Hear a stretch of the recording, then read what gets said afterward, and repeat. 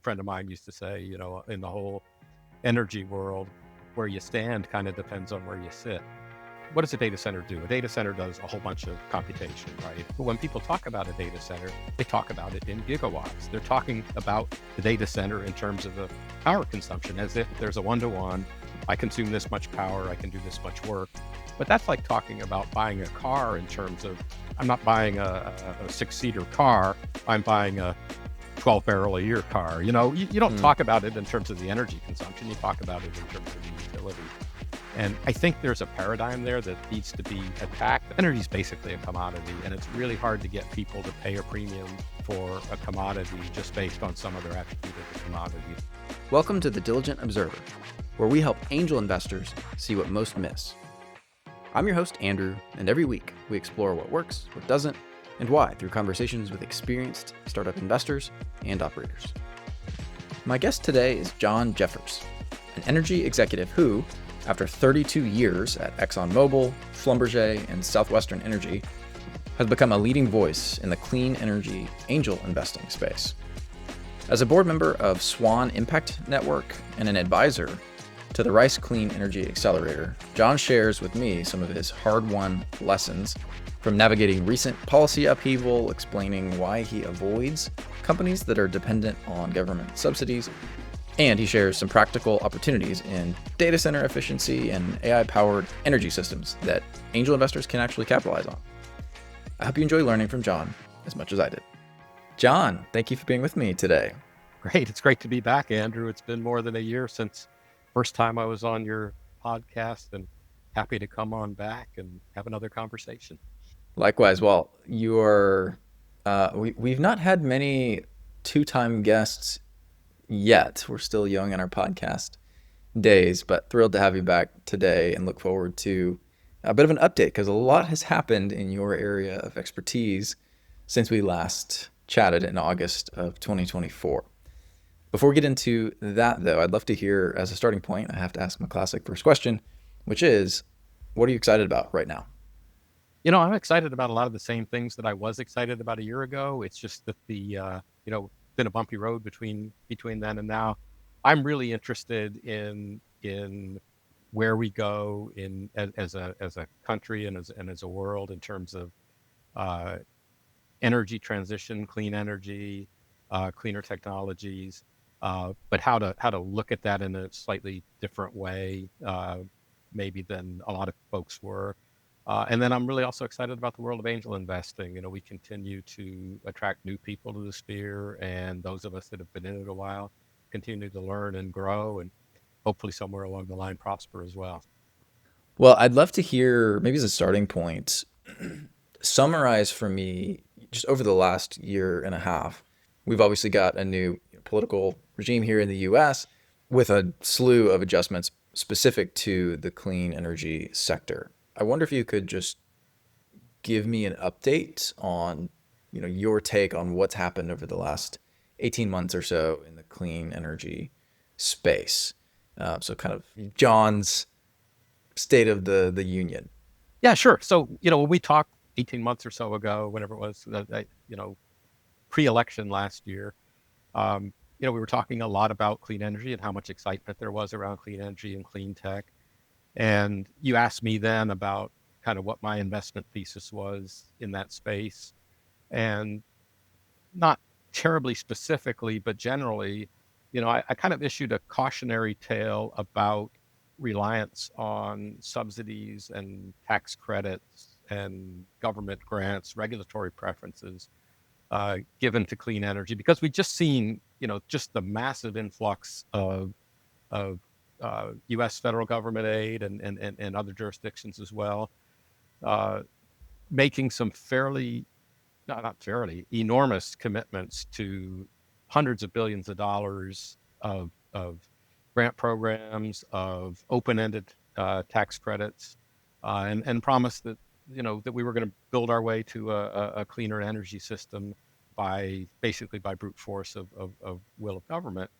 And not for the reasons that actually materialized, but I issued a cautionary note that, look, it makes sense to provide some incentives to launch new technologies and to incubate them, but the country, the world, really probably can't bear the cost of uh, ongoing government spending to take technologies to scale, whether it's in power generation, whether it's on the utilization side, on the consumer side, that are significantly economically cost disadvantaged. And because the public will end up bearing the cost one way or another. They'll end up bearing it at the electric meter, or they'll end up bearing it on their tax bills. And you may shift who's paying it, but on aggregate, you know, there's a pretty great cost. And energy is a big part of everybody's monthly bills, whether it's, you know, what they pay for energy or directly, or what's embedded in all the other products they build. Um, and you know, even uh, beyond that, I mean, if you wind all the way back to say electricity, but any energy source, energy is basically a commodity, and it's really hard to get people to pay a premium for a commodity just based on some other attribute of the commodity, like lower carbon footprint, or, you know, domestically produced instead of imported, uh, whatever that is. Thus, I think the reason that the previous administration and the Congress in power at that time thought it was wise to try to do this by government intervention. So my view at the time was I was really not terribly interested in investing in technologies that were going to be perpetually dependent on regulatory preferences, tax credits, and subsidies. I wanted things that had value propositions independent of all of that. My reason was a little different. I thought that it just wasn't actually long-term feasible to do that at scale. Obviously, political winds shifted, and uh, you know, much nearer term reasons, nearer term things happened that kind of pulled the rug out from under many of the startups in particular, and some of the companies that were scaling and even in the market already, that made their businesses a lot less viable. So the not being deeply in this space, the key things that stand out to me is I know a lot of the Inflation Reduction Act provisions were rolled back or scaled back. There were a number of adjustments there, while simultaneously quite a few tax credits and existing like the big news earlier this year was like the EV credits have been phased out, not renewed, extended. And so there's a tremendous upheaval kind of in the auto space. Not being deep in this world, you know, I'm hearing all of these headlines to that effect, and it just feels like kind of doom and gloom when it comes to clean energy just in general right now. I wonder if you feel similarly, or if you know, if the story inside those working in this space is different. Yeah, no, so I don't think it's doom and gloom, at least not for everybody. For some, yes, it probably is, and for others, it isn't at all. It's a lot more nuanced story than, you know, the whole sector is out of favor, the sky is falling. I just think it takes a little bit sharper pencil to figure out where the opportunities are, and maybe where they aren't today. So even from the perspective of a U.S. based investor looking mostly at North American based companies, there are market forces outside the U.S. that are driving opportunities, even for U.S. based companies, and it goes all the way to kind of global energy strategy, where you have continents like North America that are very well endowed with fossil fuels and pretty much self-sufficient in fossil fuels, to and you know, have a viable strategic energy security program built around fossil fuels, to, you know, go all the way across the globe to China, and you know, they're close to being self-sufficient in coal. They've got a stranglehold on a lot of the critical minerals and industrial technologies required for renewable energy, for wind and solar and battery storage and things like that. So, you know, they're in a different world. And then Europe is kind of caught in between, where, you know, Europe really isn't well endowed in any energy resource to speak of. I mean, their fossil fuel industry is Western Europe, and the EU at least, you know, not much of an indigenous fossil fuel supply, not much access to critical minerals for renewable energy, and, you know, significant reliance on nuclear power. But even there, I don't think much of the fuel being used in Europe comes from Europe. It's you know, imported. So they're in a little bit different place. They're not really, yeah, it, it, so. just at the macro level, it's interesting and different depending on where you are in the globe. A friend of mine used to say, in the whole energy world, where you stand kind of depends on where you sit. Mm. And obviously, from a geopolitical standpoint, yeah, if I'm China and I'm sitting on the keys to the kingdom when it comes to the inputs needed for renewables, I'm going to be all in on that. And when I'm in the United States and I'm under endowed in those capabilities, but can get by just fine for years to come based on the current energy supplies, the fossil fuel supplies, that my political stance and my economics are different, and ultimately uh, that that is the framework within which we're working. Daniel Yergin, if you've ever read any of his books, The Prize was the first one, and the most recent one is The New Map. And the New Map came out in 2021 or so. Uh, really lays it out that all these political stances are based largely on energy endowment, energy resource endowment, and quest for security, really. So today, I would say in the U.S. in general, I mean, whether you're an angel investor or whether you're an institutional investor, I think folks have to be looking at technologies, looking at businesses to invest in that are relatively insulated from the political headwinds, that have strong value propositions, regardless of what happens with government policy. And then that government policy becomes more uncertainty in your business than it does an existential threat. Yeah, it's interesting. As I was preparing for this conversation, looking back, one of the key takeaways for me, which I shared with my newsletter audience, is that it was very obvious to me coming out of our conversation that energy is a commodity business, and so economics always win. Subsidies and government support programs are great, like you said, to get it off the ground, but to see something scale requires it to be self-sustaining at that lowest cost because it is ultimately a commodity. And I mean, we could modify that a little bit. I mean, there are some consumers that will purchase on attributes other than pure cost.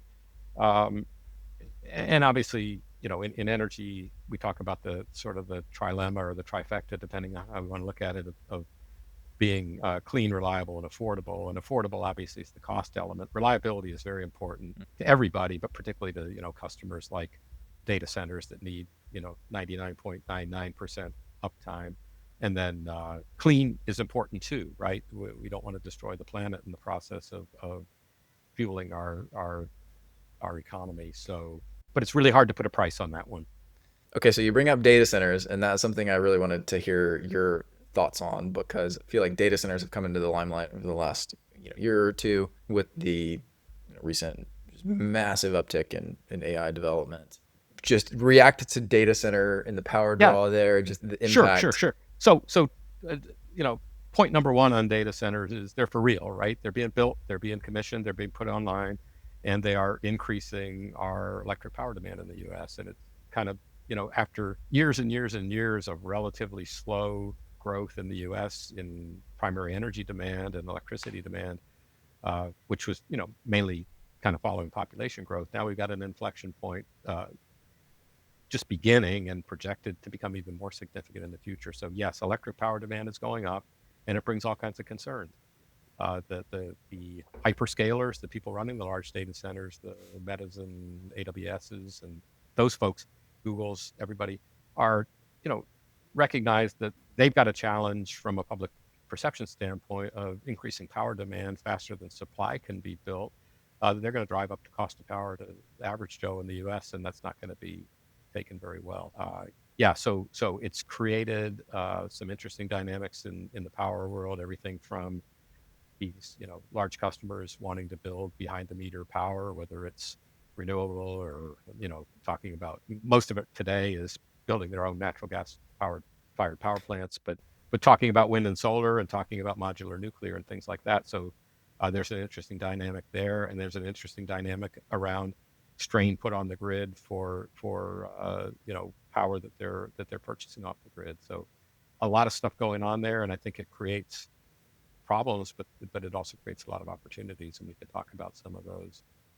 What do you mean when you say behind the meter power? Yeah, so I mean their own power plants basically powering their own data centers so that they're not having to purchase power off the grid that's being generated by somebody else. They're basically generating their own power and consuming it and maybe selling the excess to the grid, and maybe, at times when they're not generating quite enough power, buying some from the grid, but the bulk of their power being supplied by them to them, without having to pass through the public power grids. So one of the things that's fun to me is that at the very beginning of our conversation, you said that your excitement, optimism in the space has not waned, even though the macro environment has changed dramatically. To the degree that you have doubled down, you're continuing to serve in the space actively. You now serve on the board for SWAN Impact Network, as I understand, which I'd love to hear more about. But you are in it, and you are pretty clearly committed to continuing in this space.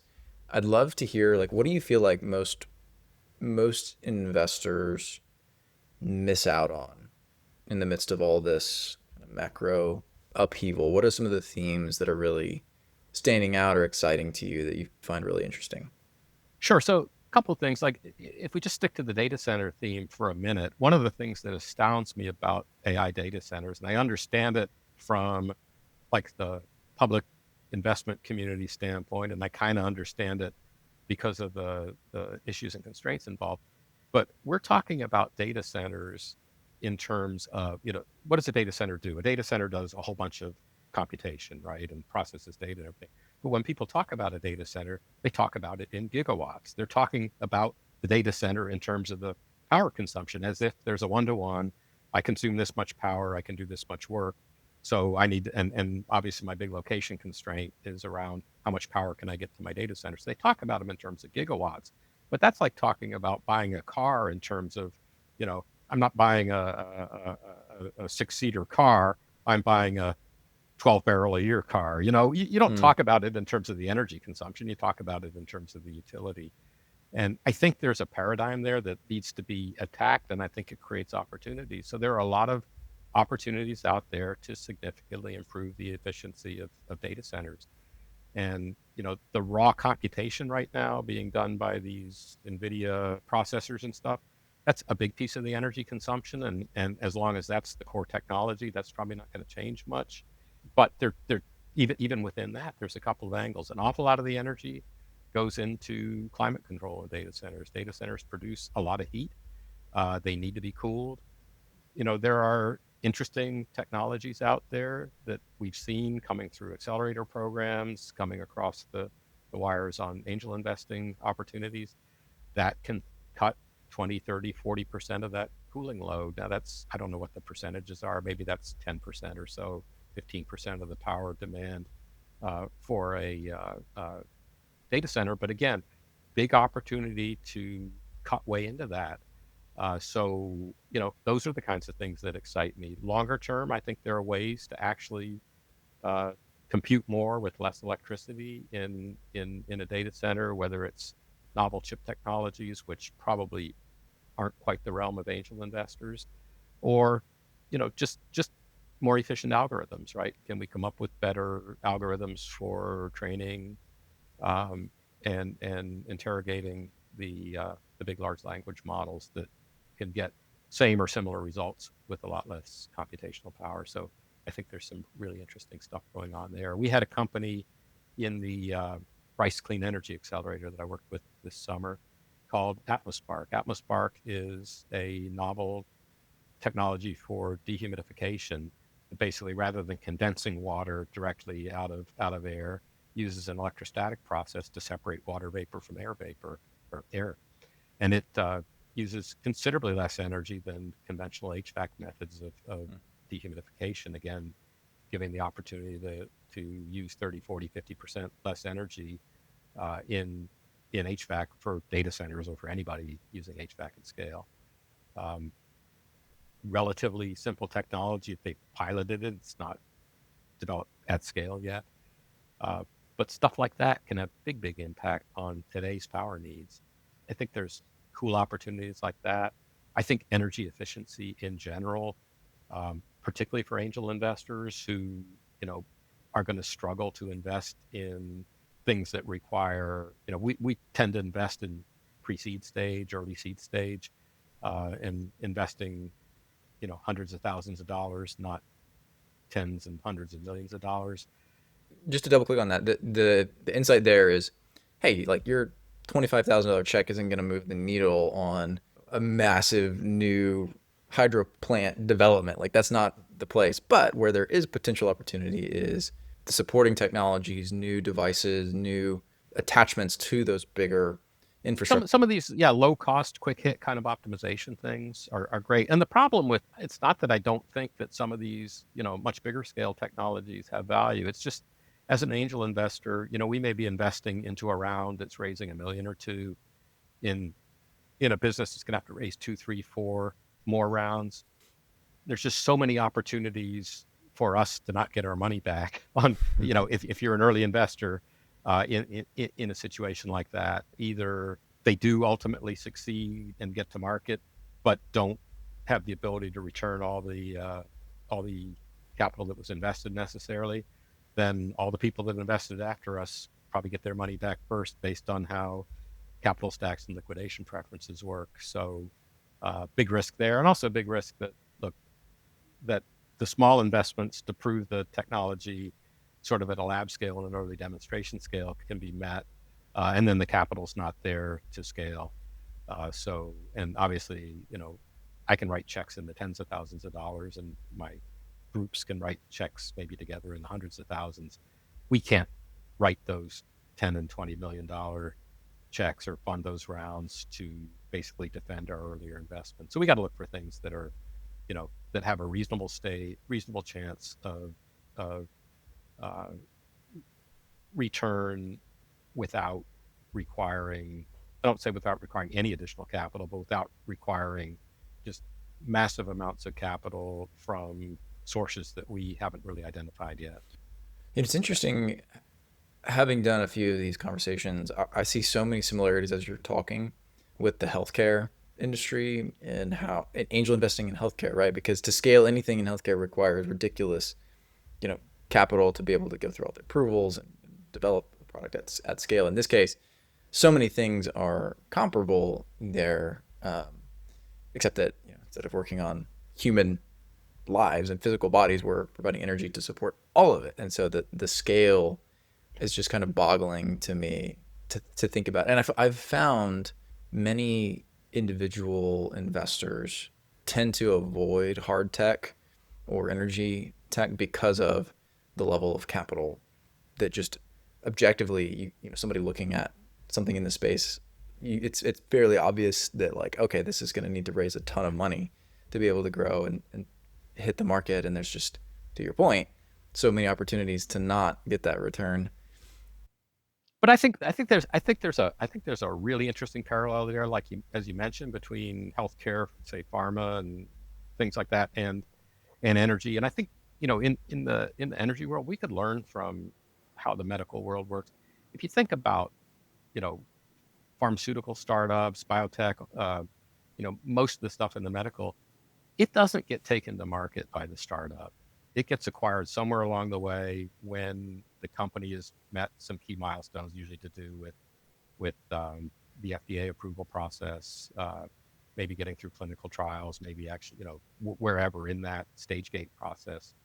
And I think that may be one of the ways that the angel and venture capital world needs to be looking a little differently at energy as well, and that, you know taking a new energy technology, whether it's um, batteries, grid scale battery storage, or some new power generation technology, or some new sustainable chemical manufacturing process, whatever it is, all the way to commerciality and scale by using uh, institutional finance and into the startup. That may not be the way to go. It may be that these earlier stage companies really need to look at ways to exit earlier, and maybe that's through strategic partnerships with ultimate end users.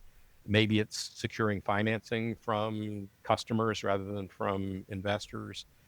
So that, if you imagine, an energy technology developer, rather than fully commercializing, getting, proof of concept and demonstration, then flipping their business to, a Siemens or a ABB, or, somebody that's active at scale and has the balance sheet to be able to put the finance in, and has and will become, if not the sole end user, hopefully not the sole end user, but a key end user. That may be something that the energy world needs to look at. Whereas a year ago, a year and a half ago, depending on the loan capacity of the Department of Energy, for instance, to provide hundreds of millions of dollars, maybe in billions, in financing, non-recourse financing, to get over that hump of upscaling. Uh, Maybe it really makes more sense, as the pharmaceutical companies do.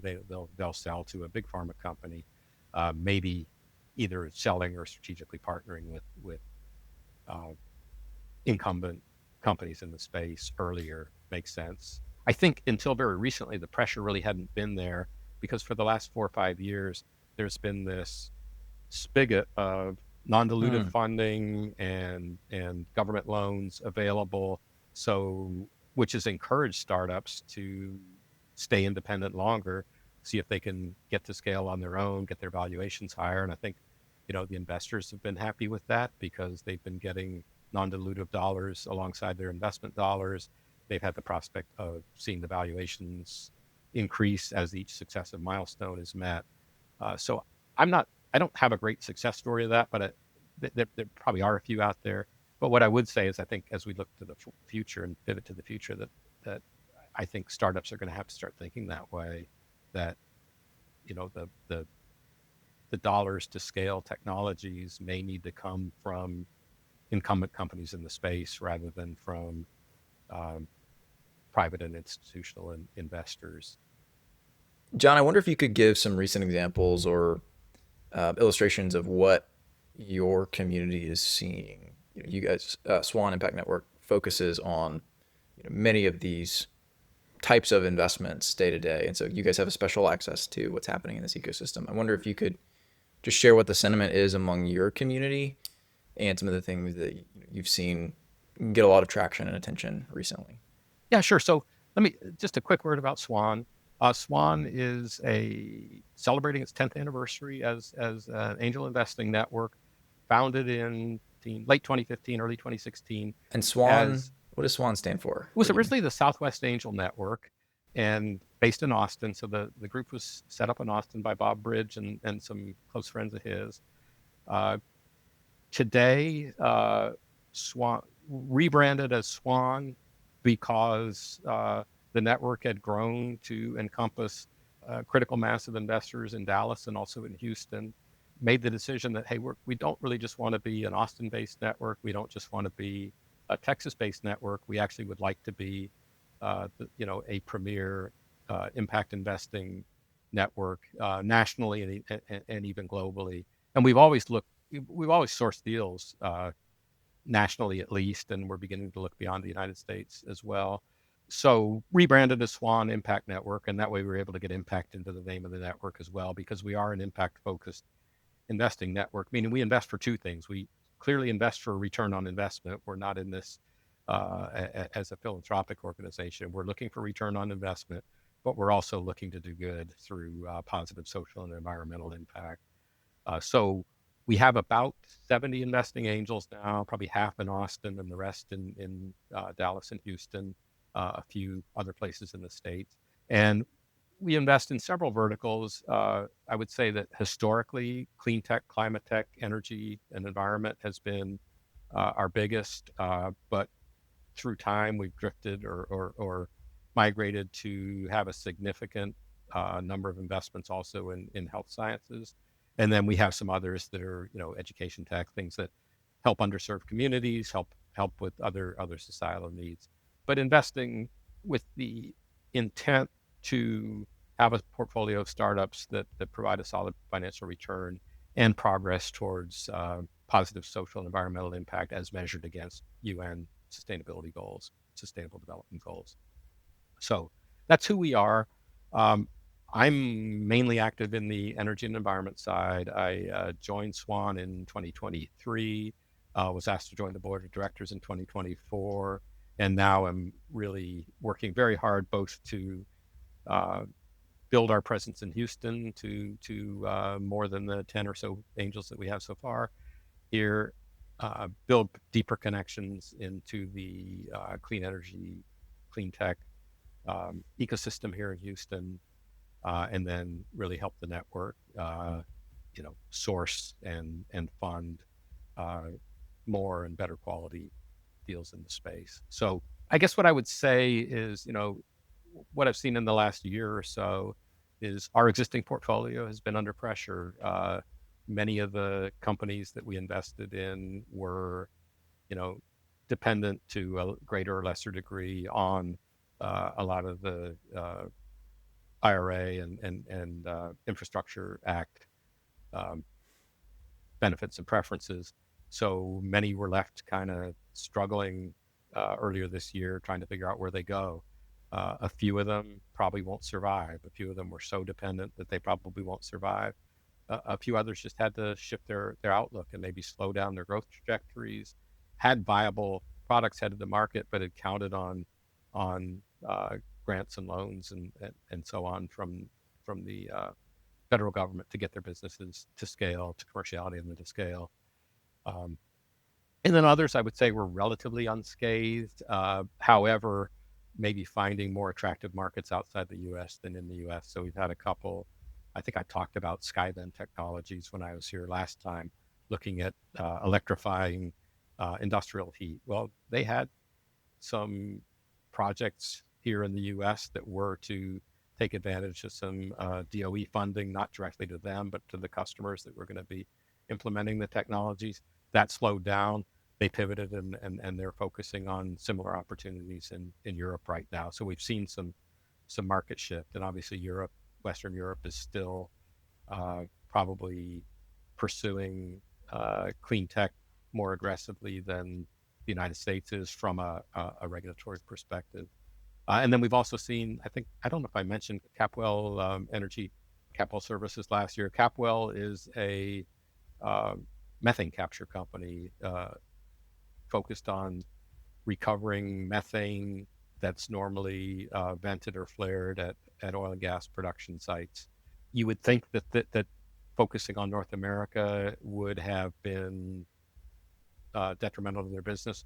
Well, it turns out the purchasers of North American liquefied natural gas in Europe want certification that that natural gas was sustainably produced. Mm. So the producers here, if they want to sell in that market, still have to be doing the same kinds of things that they were beginning to do in terms of reducing their methane emissions, reducing the environmental impact of their operations. So there are market forces outside the U.S. that are driving behaviors inside the U.S. What I would say, though, is I think what we've seen most recently, and I think where the appetite for SWAN investors in new startups, new to SWAN portfolio startup, probably shifted towards things that are maybe a little bit shorter term, easier pathway to exit, things that are less, maybe a little more capital light than before. We did make a lot of investments in companies that were sort of deep tech in the energy space, in electrolyzers for hydrogen, other things of that nature that really were fairly deep, fairly capital intensive, and questionable in today's world whether the markets still exist in the time frame that we anticipated when we made those original investments. So today, I think a lot of what we've been seeing has been uh, sort of smart systems to improve efficiency, improve power utilization, or reduce power utilization, things in the built environment that are aimed at uh, efficiency of HVAC systems, for instance. We've got a couple I don't want to talk about them by name yet, but emerging ones that do that. That's an opportunity for a customer for investments of a few tens of thousands of dollars to secure uh, you know significant double-digit savings in energy use. So Um, if I'm a founder listening to this, what I'm hearing you say is the packaging of the solution matters a lot. Meaning, taking this and scaling it to be a mega giga thing, right? Do it all is far less interesting right now for your angel community than carving out a specific, more niche kind of, not less aggressive, but more focused approach that can get to market more quickly. Yeah, I think that's probably right. I think, you know, the technologies that we seem to gravitate towards now are the ones that are developing a technology that fits within somebody else's system, so that it's not somebody that's got to develop a whole system. They've got to develop a core technology and then the interface management into the system that it's going into. Um, and that's probably true in power generation. That's probably true in energy storage. That's probably true in um, built environment efficiency as well. The capital requirements are lower. The time to market is probably quicker, particularly if it can be applied as a retrofit. And then it also brings them in contact with strategic partners and market channels and end users probably earlier in their lifetime than maybe happened in the past. So Hmm. yeah, I think that's a good way to look at it. So it sounds like general outlook. I mean, a bit more cautious, but still optimistic and still, actively like there's still a tremendous amount of opportunity in this space for those that are looking. Oh yeah, yeah, and I think maybe the qualifier there that for those who are looking is a good thing to talk about as well, because clearly we've had investors in our network for 5, 6, 7, 8, 9, 10 years that have made substantial personal investments in clean tech companies, who are anxious about the returns on those original investments. I mean, some of the companies have or are in the process of folding, and others their prospects look dimmer. So yeah, there are some people that are, myself included, kind of, you know, a bit gun shy in the sector. But I think it's causing people to refocus and think about, okay, in today's world, what looks like the smart way to go about this, and trying to walk in lockstep with something like, somebody like Bill Gates' breakthrough energy ventures, who will place bets on, blue sky technologies that may not pan out at all, or B, if they do, maybe, 15 years, 20 years before they're uh, exit ready. That's just not a space that makes much sense for angels to be playing in. It's always interesting to. I always get excited about conversations like this when the macro narrative is uh, down on a space because it's the Yeah, yeah, classic.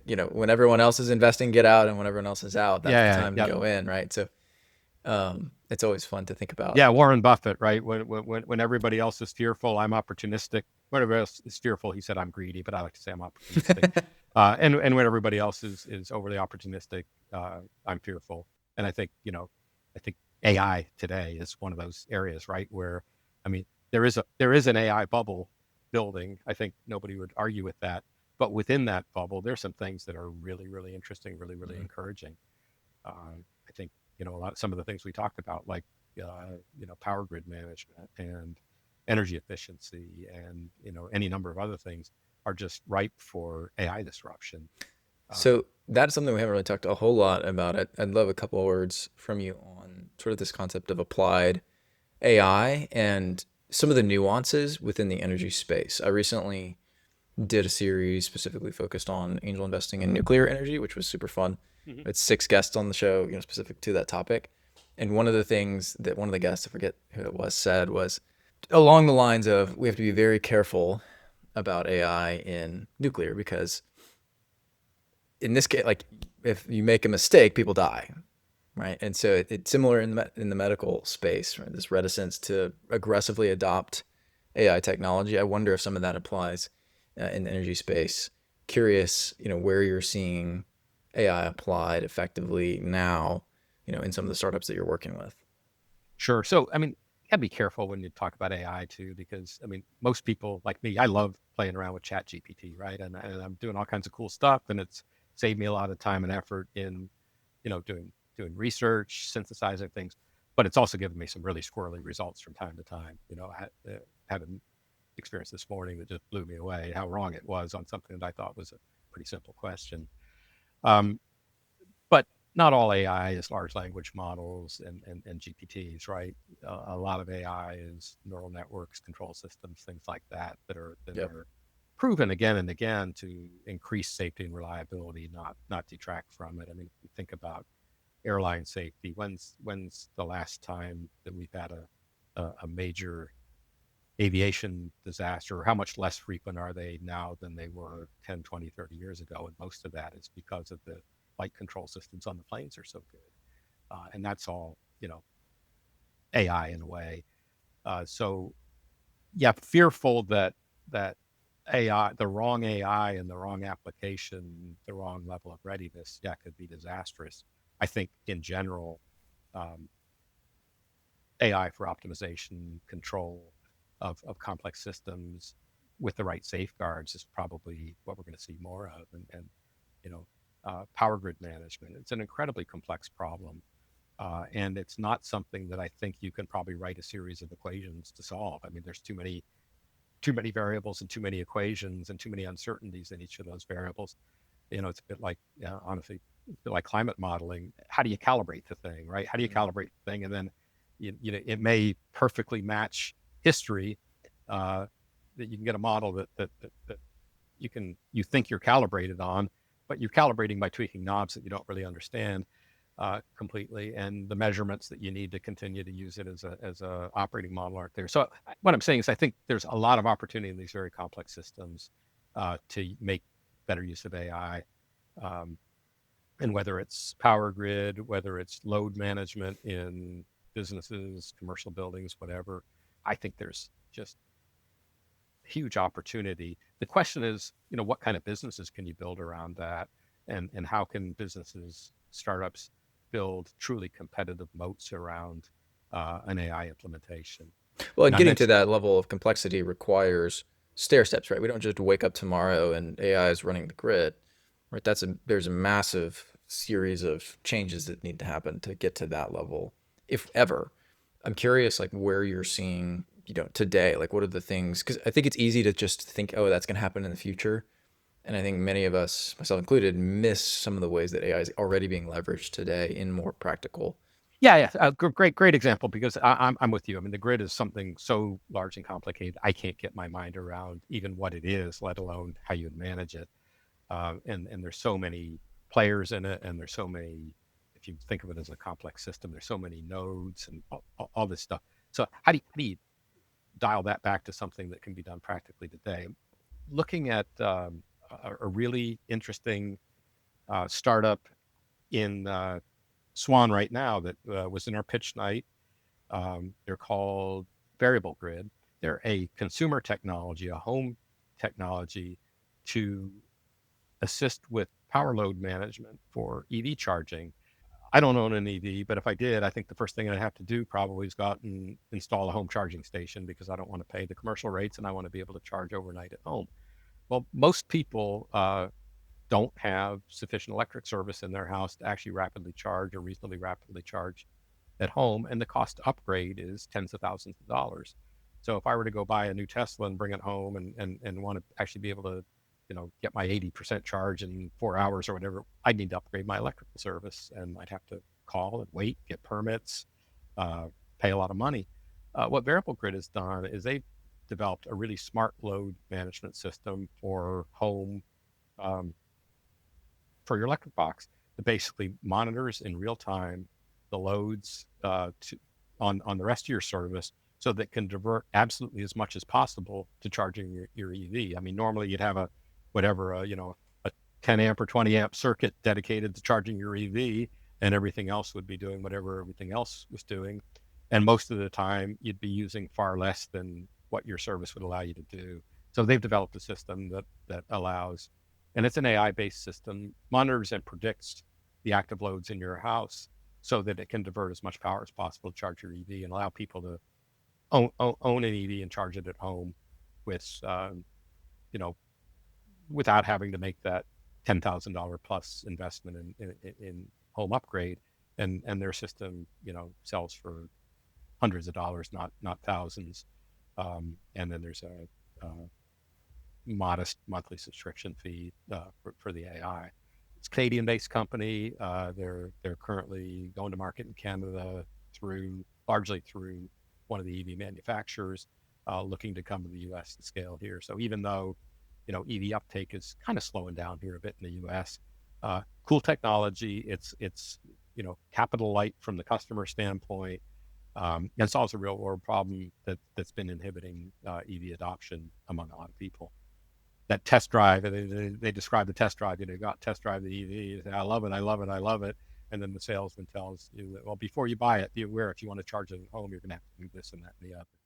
And now that salesman can say, for whatever the price is, I don't want to quote their price, but hundreds of dollars, you can purchase this accessory, which can be easily installed at home with no permits, and often races you can charge your EV at home electricity rates rather than public charging station rates.